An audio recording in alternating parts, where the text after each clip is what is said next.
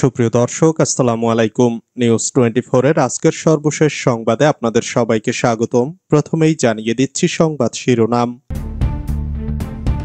হান্নান মাসুদ নব্য ডাকাত দলের সর্দার, মন্তব্য তারেক রহমানের। উপদেষ্টা আসিফ মাহমুদ ও মাহফুজ আলমের পদত্যাগ দাবি ইশরাকের। বিএনপিপন্থী 3 উপদেষ্টাকে পদত্যাগ করাতে বাধ্য হব, মন্তব্য নাসির উদ্দিনের। ঈদের আগে বিএনপিপন্থী সব ভিসি প্রক্টরকে পদত্যাগ করতে হবে। ইসি আর সাংবিধানিক প্রতিষ্ঠান নেই, বিএনপির দলীয় কার্যালয় হয়েছে, মন্তব্য নাসির উদ্দিন পাটোয়ারির। নেতাকর্মীদের বিরুদ্ধে এনসিপির মামলার প্রতিবাদে থানা ঘেরাও বিএনপির। শরীয়তপুরে প্রতিপক্ষের হামলায় স্বেচ্ছাসেবক দলের নেতা নিহত, বাড়িঘরে আগুন। এতক্ষণ শুনছিলেন সংবাদ শিরোনাম। পুরো খবর পেতে ভিডিওটি শেষ পর্যন্ত দেখুন। সর্বশেষ সংবাদ পেতে চ্যানেলটি সাবস্ক্রাইব করুন। এবার বিস্তারিত। হান্নান মাসুদ নব্য ডাকাত দলের সর্দার। জাতীয় নাগরিক পার্টির জ্যেষ্ঠ যুগ্ম মুখ্য সমন্বয়ক আব্দুল হান্নান মাসুদকে ডাকাত দলের সর্দার বলে মন্তব্য করেছে আমজনতা দলের যুগ্ম সদস্য সচিব তারেক রহমান। বুধবার বিকেলে জাতীয় প্রেস ক্লাবের সামনে রাখাইনে মানবিক করিডোর ও চট্টগ্রাম বন্দর বিদেশিদের দেওয়ার ষড়যন্ত্রের প্রতিবাদে বিক্ষোভ সমাবেশে এ মন্তব্য করেন তিনি। এ সময় তারেক বলেন, দেশে এক প্রকার অরাজকতা চলছে। কেউ যাচ্ছে সচিবালয়ে ধান্দাবাজি করতে, আবার কেউ যাচ্ছে ডাকাতি করতে।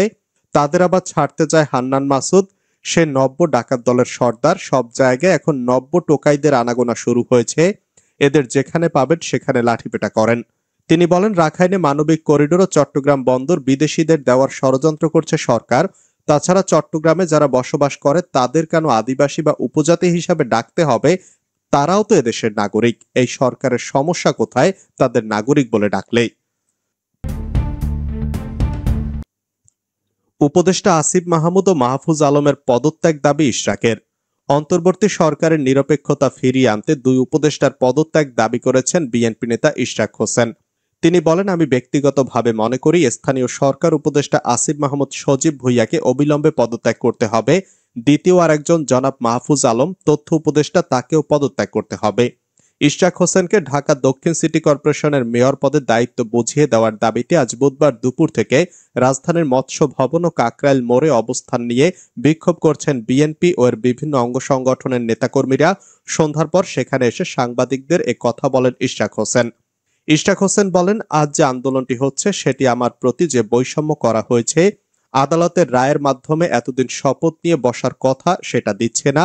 কিন্তু আমি আবারও বলতে চাই, আজকের এই আন্দোলনে ক্ষমতা বা পদের জন্য নয়, আজকের এই লড়াই নির্ধারণ করে দেবে যে এবছর ডিসেম্বরে আমরা আদৌ একটি জাতীয় নির্বাচন পাবো কিনা, যেখানে জনগণের সুষ্ঠু ভোটদানের মাধ্যমে সঠিক গণনা ও ফলাফল ঘোষণার মাধ্যমে একটি জনগণের সরকার প্রতিষ্ঠা হবে। উপদেষ্টা আসিফ মাহমুদ ও মাহফুজ আলমের হস্তক্ষেপের কারণে শপথ নিতে পারছেন না বলে অভিযোগ করেন ইশরাক হোসেন। তিনি বলেন, আদালতের রায় অনুযায়ী আমাকে দক্ষিণ সিটি কর্পোরেশনের মেয়র হিসাবে শপথ গ্রহণ করানোর কথা ছিল। সরকারের মধ্যে নতুন দলের কয়েকজন রয়ে গেছেন অভিযোগ করে ইশরাক হোসেন বলেন, এই দলের প্রতি আমাদের অনেক আশাবাদ ছিল। তারা 2 জন উপদেষ্টা এই সরকারের থেকে অনেক কিছুতে হস্তক্ষেপ করছে। চলমান এই আন্দোলন এখন রাষ্ট্রের মৌলিক প্রশ্নে এসে দাঁড়িয়েছে, মন্তব্য করেন ইশরাক। তিনি বলেন, এখন সরকার এটা কিভাবে সংশোধন করবে, কিভাবে তাদের নিরপেক্ষতা ফিরে পাবে, সেটা তাদের দিক থেকেই পদক্ষেপ নিতে হবে। বিএনপিপন্থী 3 উপদেষ্টাকে পদত্যাগ করাতে বাধ্য হব, মন্তব্য নাসির উদ্দিনের। জাতীয় নাগরিক পার্টির মুখ্য সংগঠক নাসির উদ্দিন পাটোয়ারি আইন, অর্থ ও পরিকল্পনা উপদেষ্টাকে পদত্যাগ করাতে বাধ্য হব বলে হুঁশিয়ারি দিয়েছেন। বুধবার এসব দাবি নিয়ে সকাল থেকে আগারগাঁও নির্বাচন ভবনের সামনে জড়ো হতে থাকে সংশ্লিষ্টরা। নির্বাচন কমিশন পুনর্গঠন ও স্থানীয় সরকার নির্বাচনের দাবিতে বিক্ষোভ সমাবেশ করছে জাতীয় নাগরিক পার্টির মহানগর উত্তর শাখা। বিক্ষোভ সমাবেশ থেকে নির্বাচন কমিশনারদের পদত্যাগের দাবি করা হয়েছে। তড়িঘড়ি করে এই বিতর্কিত কমিশন গঠিত হয়েছে। কমিশনের সবার পদত্যাগ দাবি করা হয়েছে। কমিশন পদত্যাগ না করা পর্যন্ত বিক্ষোভ সমাবেশ চালিয়ে যাওয়ার ঘোষণা দেওয়া হয়েছে। আইন উপদেষ্টা অধ্যাপক আসিফ নজরুল ও অর্থ উপদেষ্টা সালেউদ্দিন আহমেদের সমালোচনা করে নাসির উদ্দিন পাটোয়ারি বলেন, উপদেষ্টাদের মধ্যে যারা বিএনপির মুখপাত্র হিসাবে কাজ করছে তাদের পদত্যাগ করাতে বাধ্য হব। বাংলাদেশের অর্থনীতি গুড়িয়ে দিতে পরিকল্পনা উপদেষ্টা ডক্টর ওয়াহিদুদ্দিন মাহমুদ ও অর্থ উপদেষ্টা সালেউদ্দিন আহমেদ কাজ করছেন। আইন মন্ত্রণালয় গুড়িয়ে দিতে আইন উপদেষ্টা আসিফ নজরুল কাজ করছেন। পাটোয়ারি বলেন, আসিফ নজরুল সালেউদ্দিন আহমেদের পদত্যাগ চাইতে বাধ্য হব। জনগণ যেভাবে ছুঁড়ে ফেলেছে আপনাদের ছুঁড়ে ফেলা হবে।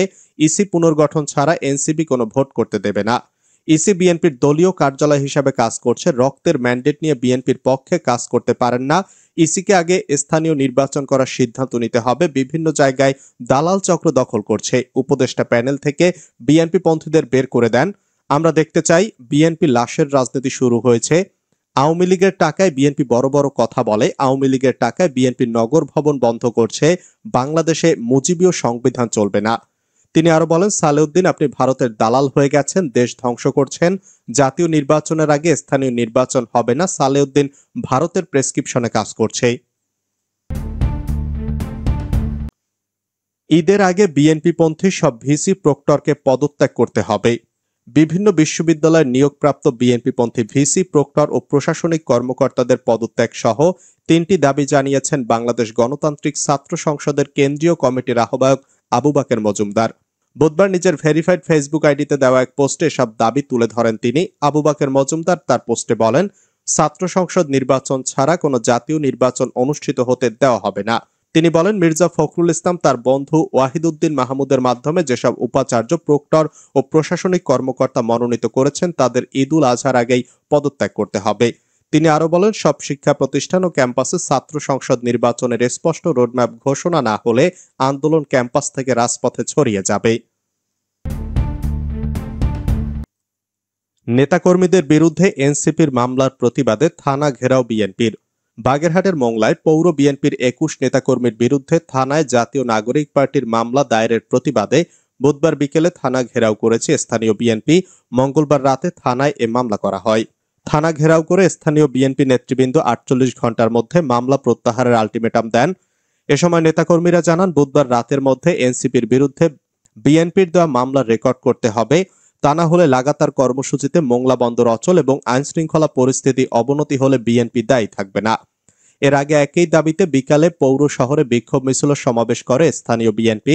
বুধবার দুপুরে এই মামলার বিষয়ে সংবাদ সম্মেলন করেন বিএনপির স্থানীয় নেতারা। শরীয়তপুরে প্রতিপক্ষের হামলায় স্বেচ্ছাসেবক দলের নেতা নিহত, বাড়িঘরে আগুন।